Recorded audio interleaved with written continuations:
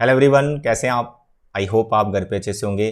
तो मेरे प्यारे बच्चे, हम चैप्टर 2 पे हैं और लास्ट लेक्चर में हमने एक्सरसाइज 2.3 आपकी एनसीईआरटी से जो आपकी एक्सरसाइज है 2.3 इसको कंप्लीट कर लिया था। और इससे पहले हमने वेविकम मेथड, डोमेन, रेंज, इन सब पे हमारी डिस्कशन हो गई है।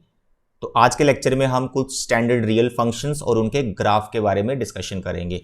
बहुत इंपॉर्टेंट टॉपिक है, अपनी नोटबुक पे प्रॉपर नोट्स बनाना। अब इसी टॉपिक से रिलेटेड एक टॉपिक और होता है ग्राफिकल ट्रांसफॉर्मेशन, उसका लेक्चर अलग से मैं बनाऊंगा। लेकिन आज आपको बेसिक ग्राफ हर फंक्शन का अच्छे से सीख लेना है, यानी शेप को अंडरस्टैंड करना है कि ये फंक्शन है तो इसका ग्राफ कैसा है। बेसिक ग्राफ आपको सीखना है, उसका ट्रांसफॉर्मेशन तो ऐसे आपको आराम से समझ में आ जाएंगी। 15 से 20 ट्रांसफॉर्मेशन आपको सीखनी होती हैं, फिर उसके बाद आप किसी भी फंक्शन का ग्राफ आराम से बना सकते हो। लेकिन वो तभी बनेगा, ट्रांसफॉर्मेशन तभी समझ में आएंगी अगर हर फंक्शन का बेसिक ग्राफ का शेप कैसा होता है अगर वो पता है आपको। ठीक है, तो चलिए स्टार्ट करते हैं। नंबर 1 हम लेंगे बच्चे आइडेंटिटी फंक्शन। आइडेंटिटी फंक्शन, ठीक है। देखो, जितने भी फंक्शंस मैं आपको यहां पे पढ़ाऊंगा उनकी आपने 4 चीजें याद रखनी है। नंबर 1, सबसे पहले वो फंक्शन को डिफाइंड कैसे किया गया है, उसका डेफिनेशन क्या है।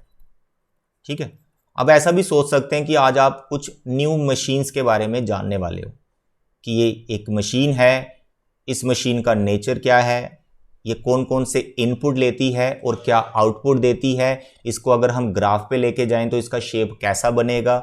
बस ये समझना है 4 चीजें, डेफिनेशन, डोमेन, रेंज और 4th ग्राफ। हर एक फंक्शन की 4 चीजें आपको एकदम क्रिस्टल क्लियर होनी चाहिए आज के लेक्चर के बाद। ठीक है, प्रॉपर नोट्स जरूर बनाइएगा। तो पहला हमारा आइडेंटिटी फंक्शन, देखो इसका नाम है आइडेंटिटी। आइडेंटिटी वर्ड को हम बोलते हैं सेम, आइडेंटिटी का मतलब होता है सेम।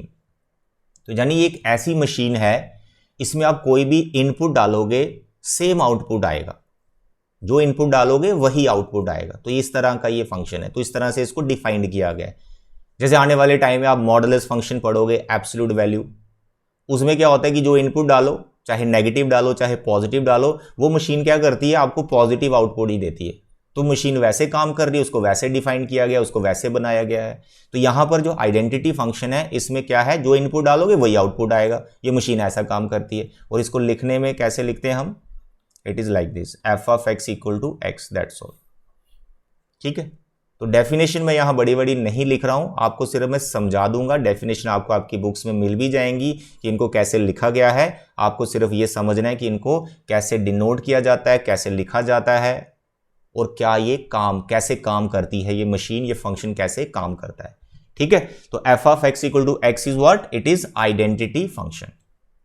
अब मेरे को बताओ इसका डोमेन क्या है।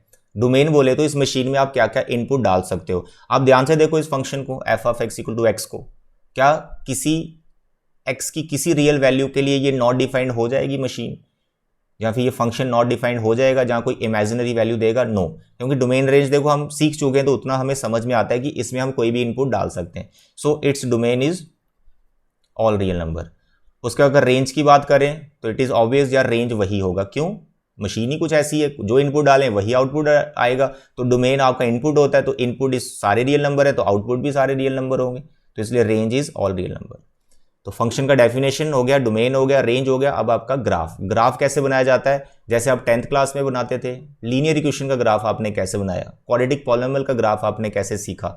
तो जैसे मैं लीनियर की बात करूं, तो अगर मैं आपके पास कोई इक्वेशन ले लूं लाइक दिस, मैं बोलूं यार इसका ग्राफ बना के दिखाओ, तो आप क्या करते थे यार, वो बॉक्स बनाते थे आप, फिर x का वैल्यू लिया, फिर y का एक पॉइंट आ गया, फिर x का, फिर y का एक पॉइंट आ गया, फिर x, फिर y, फिर पॉइंट आ गया, 3 पॉइंट आ गया, आपने उनको प्लॉट किया, फिर ज्वाइन कर दिया, तो आप देखते तो एक स्ट्रेट लाइन आ जाती थी। तो हर एक फंक्शन का ग्राफ बेसिकली ऐसे ही बनता है, इनपुट आउटपुट से एक पॉइंट बनता है, बहुत सारे पॉइंट्स ले लो, उनको ज्वाइन करो फ्री हैंड से, आपको उनका ग्राफ का शेप पता चल जाएगा। तो सबके ग्राफ हमने ऐसे ही बनाने। तो यहाँ पर ये बहुत ईजी है। तो देखें ग्राफ इसका एक्स एक्सिस वाई एक्सिस हम बना रहे हैं यहाँ पर। तो every time you have to make x axis and y axis, वो तो हमें बनानी पड़ेंगी अगर ग्राफ बनाना है। तो देखो इसमें अगर आप 0 डालोगे तो आपको क्या आउटपुट मिलेगा, 0, यानी पहला पॉइंट आपका मानो ये आ गया। फिर अगर आप इसमें 1 डालोगे तो आपको 1 मिलेगा, तो आपका ये पॉइंट आ गया। यानी ठीक है, 1 से आपको क्या मिला, 1 मिला। फिर आपने 2 पुट किया तो 2 से आपको 2 मिलता है, तो आपका पॉइंट यहां पर आ गया। आपको 3 से क्या मिलता है सर, 3 ही मिलता है। और नेगेटिव नंबर डालो -1 से, फिर आप -1 मिलेगा तो एक पॉइंट ये आ गया, फिर -2 डालो, फिर -2 मिलेगा, ये पॉइंट आ गया, एंड सो ऑन। तो आप देख रहे हैं ये डॉट्स डॉट्स डॉट्स, इनको आप स्केल से ज्वाइन कर दो या फ्री हैंड से ज्वाइन कर दो, तो आप देखेंगे आपको इस तरह की एक लाइन मिलेगी। तो this is the graph of identity function. Okay dear, बस अब इस ग्राफ को हमेशा के लिए याद रखना है। कोई आपको पूछे यार आइडेंटिटी फंक्शन का ग्राफ कैसे होता है, तो आपका क्या है आंसर, क्या है sir, it is a straight line. It is a straight line. इसकी कुछ खासियत है, कुछ इसकी खास बात है क्या, ये जो स्ट्रेट लाइन है ये एक्स एक्सिस के साथ 45 डिग्री का एंगल ले रही है, पॉजिटिव एक्स एक्सिस के साथ 45 डिग्री का एंगल ले रही है। इसको ऐसे समझ सकते हैं, जब आप स्लोप वगैरह के कॉन्सेप्ट में जाओगे तो आप ऐसा बोलोगे यार जो आइडेंटिटी फंक्शन होता है उसका स्लोप 1 होता है।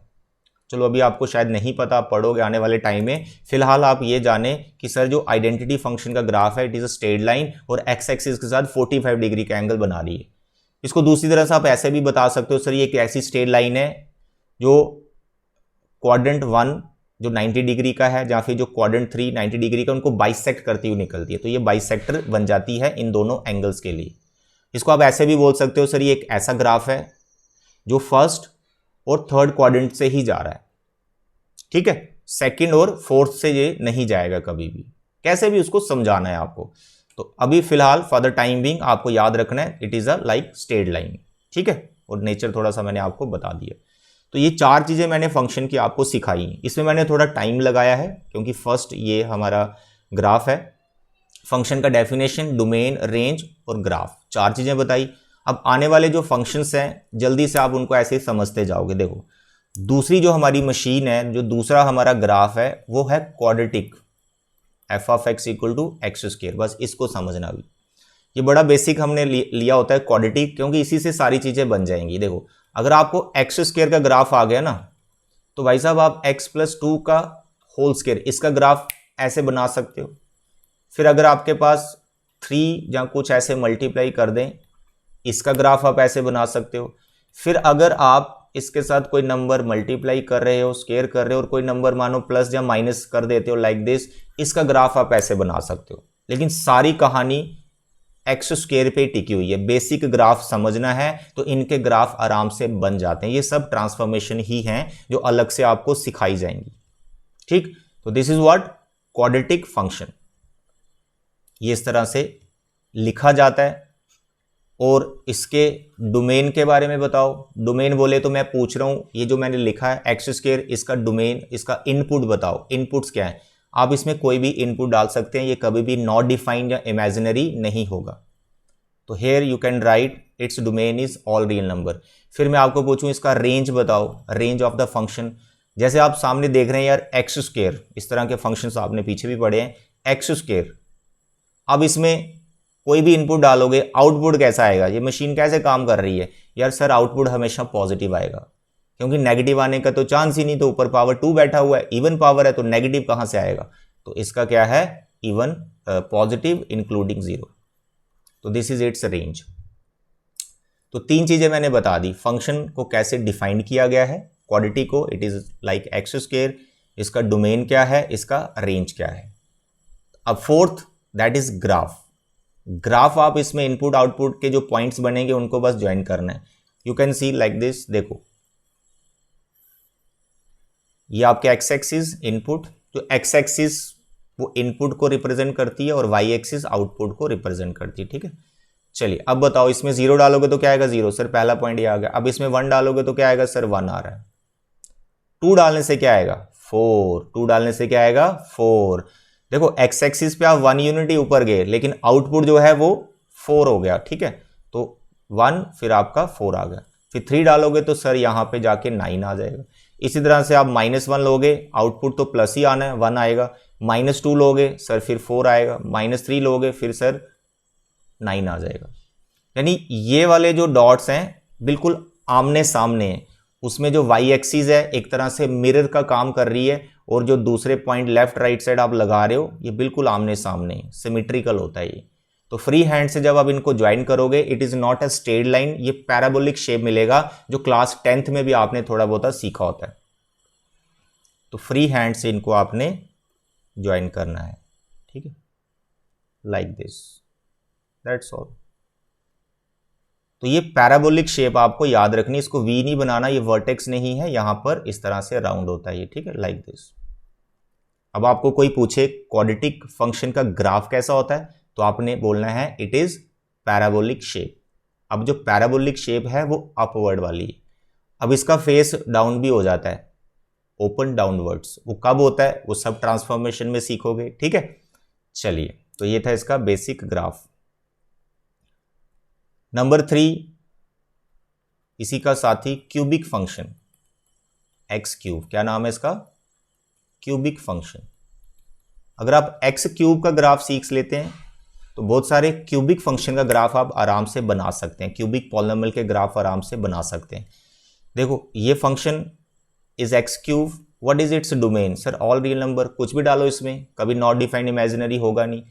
फिर मैं पूछूं इसका रेंज क्या है, सर इसका रेंज कुछ भी आएगा, क्योंकि प्लस डालोगे देखो प्लस में आएगा, माइनस डालोगे माइनस भी आएगा, तो इसका रेंज कुछ भी हो सकता है। Domain and range both are real number. अब इसका ग्राफ कैसे बनेगा, ग्राफ बड़ा इसका मस्त है, ध्यान से समझो, ध्यान से समझो मेरे प्यारे बच्चों।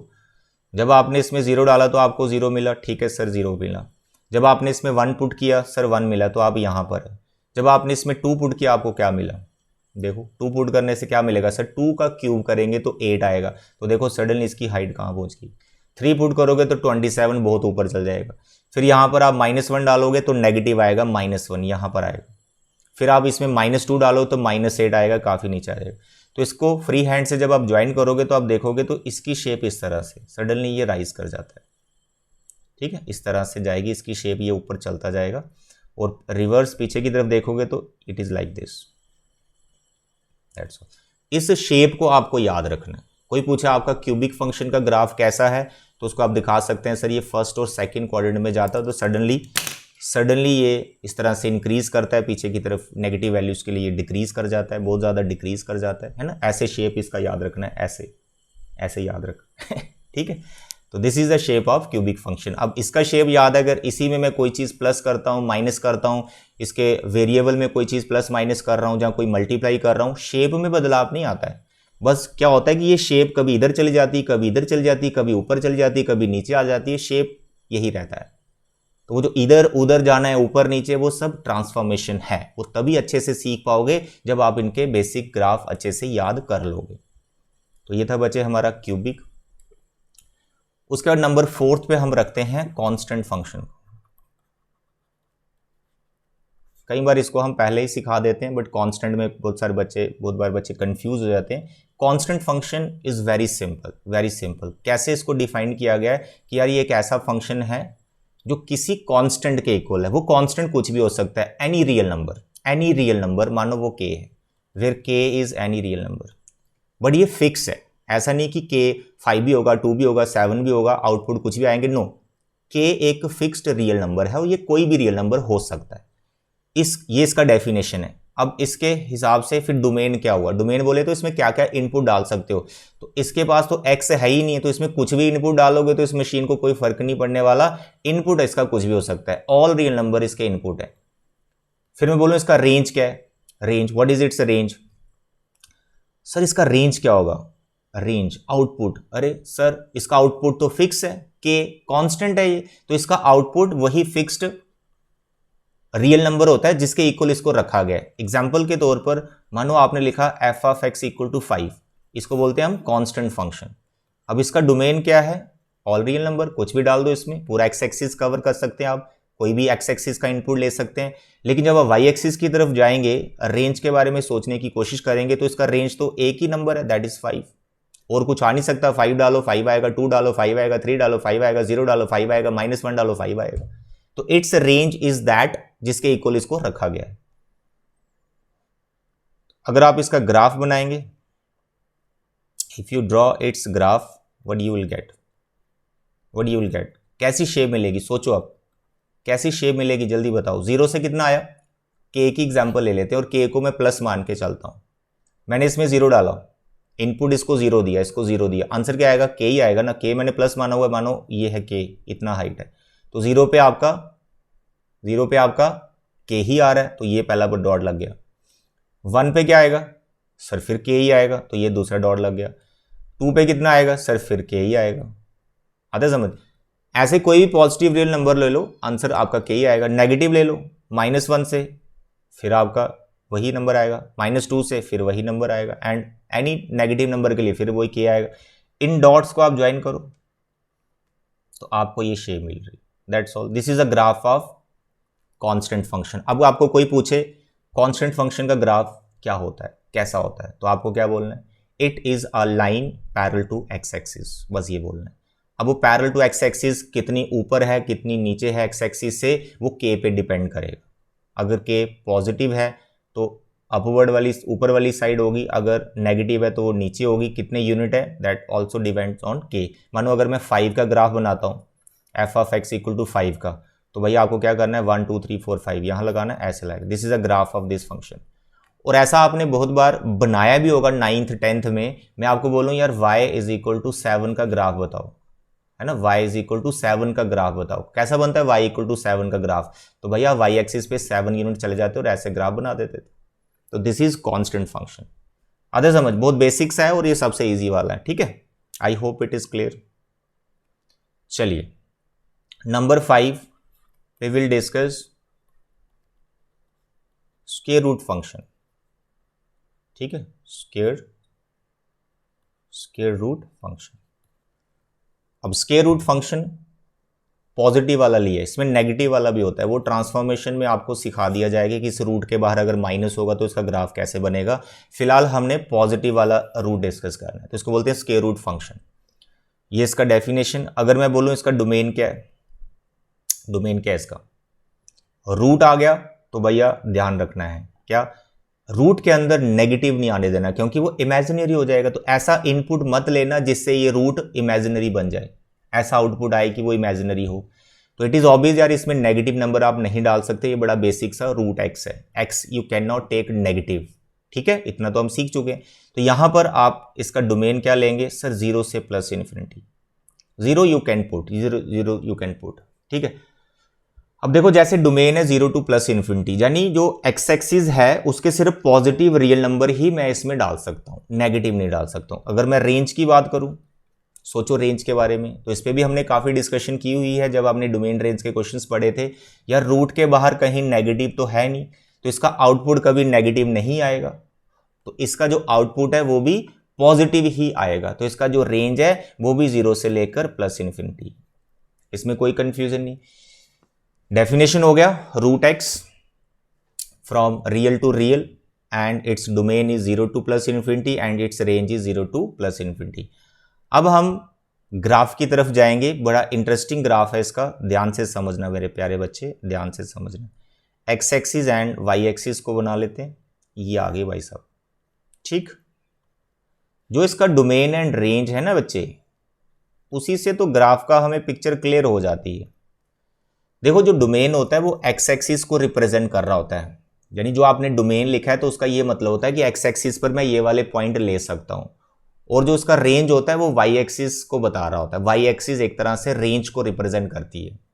अब देखें इसका डोमेन है 0 से प्लस इन्फिनिटी, यानी आप सिर्फ ये वाले इनपुट ही ले सकते हो, इसके डोमेन का ये मतलब है, ठीक। और आउटपुट देखें 0 से प्लस इन्फिनिटी, यानी इसके जो आउटपुट है वो 0 से प्लस इन्फिनिटी आएंगे, यानी आउटपुट भी इसके अलोंग चलेंगे, आउटपुट इसके अलोंग चलते हैं और इनपुट आपके हमेशा एक्स एक्सिस वाले रहते हैं। इसका मतलब इसका जो ग्राफ होगा वो फर्स्ट क्वाड्रेंट में कहीं घूम रहा होगा, इसका ग्राफ कभी भी सेकंड में, थर्ड या फोर्थ क्वाड्रेंट में नहीं जा सकता, इसके डोमेन रेंज से हमें पता चल रहा है। अब देखें कि कैसा ग्राफ बनेगा, तो कुछ पॉइंट्स आप लो, पहले आपने 0 डाला तो 0 आ गया, फर्स्ट डॉट आपका ओरिजिन पे लग गया, फिर आप इसमें 1 डालो तो आपको 1 मिल गया, 1 पे 1 मिल गया, सेकंड डॉट आपका यहाँ आ गया। अब आप इसमें 2 डालो, तो 2 डालने से रूट टू का वैल्यू होता है 1.4 अप्रॉक्सीमेट, तो 2 डालने से थोड़ा सा ये हाइट लेगा, सडनली नहीं बढ़ा, थोड़ा सा ये हाइट ले रहा है। फिर आप इसमें 4 डालो, मानो 4 डालने से ये 2 आएगा, मतलब इनपुट को आप ज्यादा बढ़ा रहे हो और आउटपुट उतना ज्यादा नहीं बढ़ रहा एज कंपेयर टू इनपुट। 4 से आपको 2 मिल रहा है, 9 से कितना मिलेगा, देखो आउटपुट, इनपुट काफी बढ़ा दिया आपने 9, आउटपुट आपको 3 ही मिला, ठीक है। तो इसका ग्राफ कुछ इस तरह से बनता है, लाइक दिस। बस इस शेप को बच्चे मेरे याद रखना है। तो this is a graph of what, root x. अब आप नोटिस करें, जब आपको मैंने एक्स स्क्वायर का ग्राफ बनाया तो इसका ग्राफ कुछ ऐसा बना था, ठीक है। अब ये वाला जो पार्ट है ना, ये वाला पार्ट, यही पार्ट 180 पे घुमा दो इसको, यानी इस तरह से कर दो। यानी जो आइडेंटिटी फंक्शन है ना, ये एक मिरर का बिहेव करता है, और जो एक्स स्क्वायर है उसकी जब इमेज लोगे आइडेंटिटी फंक्शन के रिस्पेक्ट में, तो आपको जो इमेज दिखेगी वो रूट एक्स की दिखती है। लेकिन ये आने वाले टाइम की बातें हैं जो सारी सिखाई जाएंगी ट्रांसफॉर्मेशन में। फिलहाल चलो छोड़ो इसको, इग्नोर करो, ठीक है, इसमें मत जाओ, कंफ्यूज हो जाओगे। फिलहाल आप रूट एक्स को याद रखो कि रूट एक्स का ग्राफ का शेप इस तरह से होता है, फर्स्ट क्वाड्रेंट में होता है, इट इज लाइक दिस, ठीक है, it is like this. Okay dear, चलिए रूट एक्स, डोमेन, रेंज और उसका ग्राफ। अगर आपके फंक्शन के पास कुछ इस तरह से आ जाए x+3, ये भी रूट एक्स फंक्शन है, जिसके रूट फंक्शन है।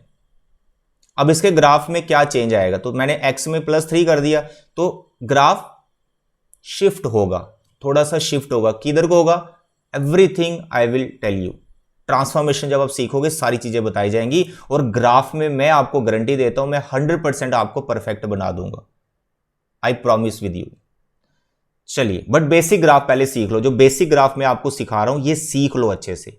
अब बेसिक ग्राफ अगर आपको नहीं आते हैं, तो मैं ट्रांसफॉर्मेशन सिखा रहा हूं, आप सोच रहे हो सर ये रूट का आप कैसे घुमा रहे हो, तो भैया पहले रूट का ग्राफ ओके है, उसके अंदर कोई भी चेंज करेंगे सारी चेंजेस समझ में आएंगी आपको। चलिए, now the next is 6th, that is cube root function.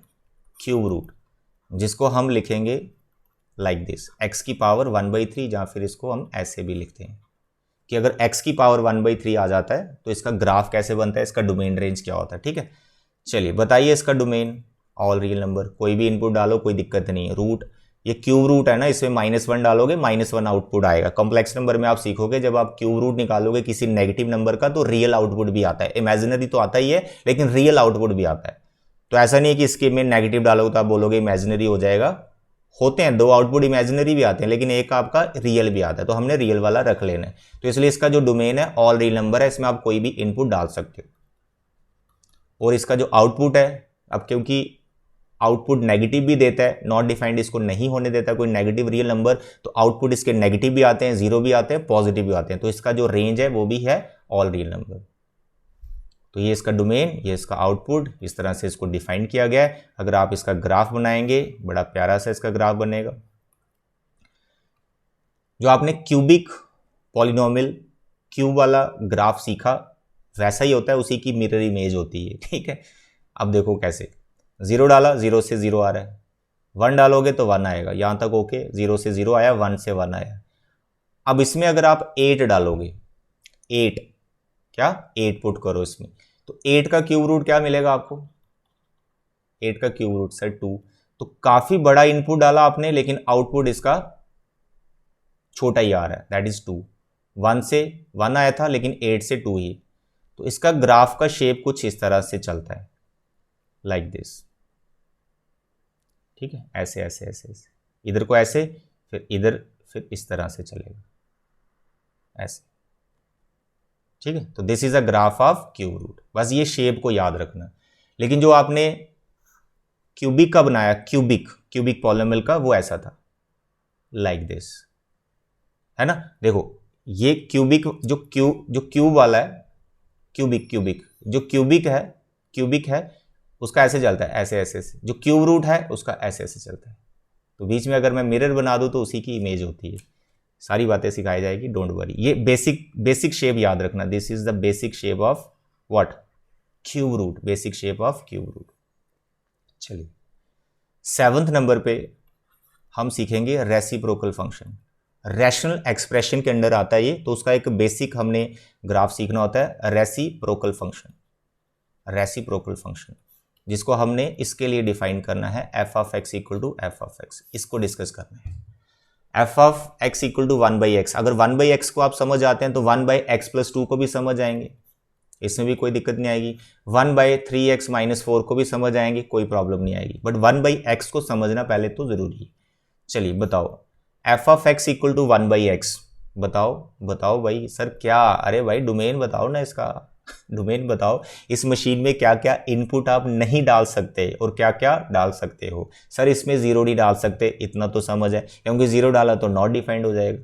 तो भाई इसका जो डोमेन है that is all real number zero को छोड़कर। रेंज की बात करो, रेंज की भी सेम स्टोरी है, इसका आंसर कभी भी जीरो नहीं आएगा। बताओ मेरे को कौन से इनपुट के लिए ये जीरो आंसर देगा, कभी भी नहीं आएगा, ये जीरो आंसर कभी भी नहीं देगा। तो इसलिए इसका जो रेंज है वो भी ऑल रियल नंबर है जीरो को छोड़ के, यानी ना आप इसमें जीरो डाल सकते हैं ना ही जीरो इसका आउटपुट आ सकता है, यानी जीरो जीरो पॉइंट कभी क्रिएट ही नहीं होगा जिस पे आप ग्राफ बना पाए। तो ये इसका डोमेन हो गया, ये इसका रेंज हो गया। अगर आप इसका ग्राफ बनाते हैं तो देखें इसका ग्राफ कैसे बनता है, बड़ा मस्त ग्राफ है इसका। मेरे प्यारे बच्चे क्या आप इसमें जीरो डाल सकते हैं? नो, जीरो तो डाल नहीं सकते। मानो आपने इसमें वन डाला तो आपको आउटपुट मिला वन, वन से वन मिला, आपका डॉट यहाँ आ गया। अब आप वन से आगे की तरफ जाओ, ठीक है, वन से आगे की तरफ जाओ, यानी वन से ग्रेटर नंबर लो, वन से बड़े नंबर लो और इसमें डालते जाओ। क्या होगा? अरे ये इसका वैल्यू कम होता जाएगा, क्योंकि वन से तो वन आ रहा है, चलो ठीक है। टू से कितना आएगा? वन बाई टू आएगा ना, क्योंकि वन बाई एक्स है तो टू डालोगे वन बाई टू आएगा। थ्री डालोगे वन बाई थ्री, फोर डालोगे वन बाई फोर, यानी आप इसके इनपुट का वैल्यू बढ़ा रहे हो और जो उसका आउटपुट है उसका वैल्यू कम होता जा रहा है। तो आप उसके अकॉर्डिंग सोच सकते हो कि इसका ग्राफ का शेप ऐसा है, लाइक दिस। और कभी भी ये एक्स एक्सिस को टच नहीं करेगा, बस उसके साथ साथ साथ साथ चलता जाएगा अप टू प्लस इन्फिनिटी। आता समझ? यानी इन सभी इनपुट्स के लिए उसका जो आउटपुट है वो कम होता चला गया, इसलिए ग्राफ वन से डाउन नीचे नीचे आता गया। इसी तरह से जब आप वन से पीछे हो, अभी मैं नेगेटिव नंबर की तरफ नहीं जा रहा हूं, मैं प्लस वाले नंबर में ही हूं और वन को देखते हुए चल रहा हूं। अब मैं वन से पीछे जाता हूं, वन से जो पीछे नंबर है और जीरो से जो बड़े नंबर हैं वो है फ्रैक्शन, प्रॉपर फ्रैक्शन, यानी one by two, one by three, one by four, one by five, one by six, one by hundred, one by thousand, इनकी बात कर रहा हूं। तो जब आप मानो इसमें वन बाई टू डालते हो, वन बाई एक्स में आप वन बाई टू डालते हो, तो ये क्या हो जाएगा? ये तो टू हो जाएगा। इसका मतलब वन से पीछे जो नंबर है और जीरो से बड़े नंबर हैं, वन से जो लेस है और जीरो से जो बड़े नंबर हैं, अगर वो आप इसमें इनपुट एज ए इनपुट देते हो तो इसकी वैल्यू बढ़ना स्टार्ट हो जाती है। जैसे आप देख ही रहे हैं वन बाई टू से टू हुआ, इनपुट तो छोटा था वन बाई टू, लेकिन आउटपुट इसका टू आया, यानी वन बाई टू से ये आउटपुट आउट टू देता है, यहां पर डॉट लगता है। और जैसे जैसे आप जीरो के नजदीक चलते जाओगे, यानी आप वन बाई हंड्रेड डालो, वन बाई हंड्रेड जीरो के पास आ गए हम थोड़ा, तो वन बाई हंड्रेड से ये क्या वैल्यू देगा? One by x. अरे भाई इसमें वन बाई हंड्रेड डालो ना, इसको करो कैलकुलेट, क्या आउटपुट देगा? सर ये तो हंड्रेड देगा। यानी जैसे जैसे आप जीरो के पास पहुंच रहे हो, पॉजिटिव साइड ही रखना है, बहुत बड़ा आउटपुट आ रहा है, तो यानी इसका ग्राफ सडनली ऐसे बढ़ना स्टार्ट हो जाएगा लाइक दिस। और ये वाई एक्सिस के साथ साथ ऐसे चलता जाएगा, कभी वाई एक्सिस को टच नहीं करेगा, हर एक पॉइंट पे इसकी वैल्यू उधर इंक्रीज हो रही है।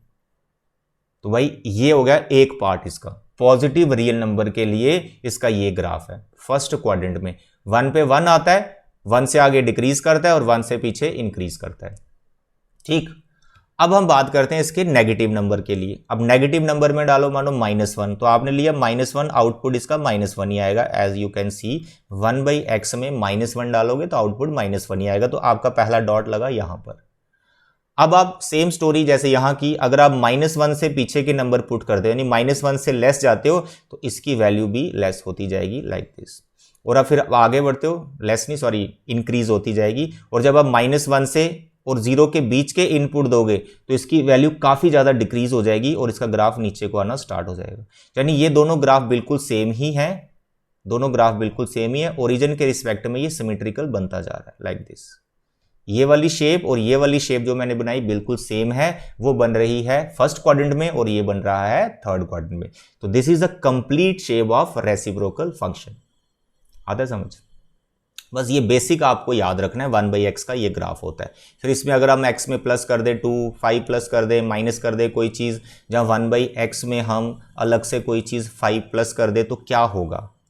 कुछ नहीं होगा भाई, ग्राफिकल ट्रांसफॉर्मेशन के हिसाब से इसकी शिफ्टिंग हो जानी, इसकी शिफ्टिंग हो जानी, शेप नहीं चेंज होनी। ठीक है, तो बच्चे आज के लेक्चर में हम ये 7 फंक्शन ही डिस्कस करेंगे, यही रखेंगे। अब आपका काम है इन 7 फंक्शंस का डोमेन, रेंज और ग्राफ, और इनको कैसे डिफाइंड किया गया है वो अच्छे से अपनी नोटबुक पे इनको फेयर कर लो। नेक्स्ट लेक्चर में हम modulus function, greatest integer function, smallest integer function, fractional part function, signum function, ये सारे फंक्शन हम डिस्कस करेंगे नेक्स्ट लेक्चर में। तो आज के लिए 7 लेक्चर्स ही। तो तब तक ख्याल रखें। Thank you, bye bye, take care.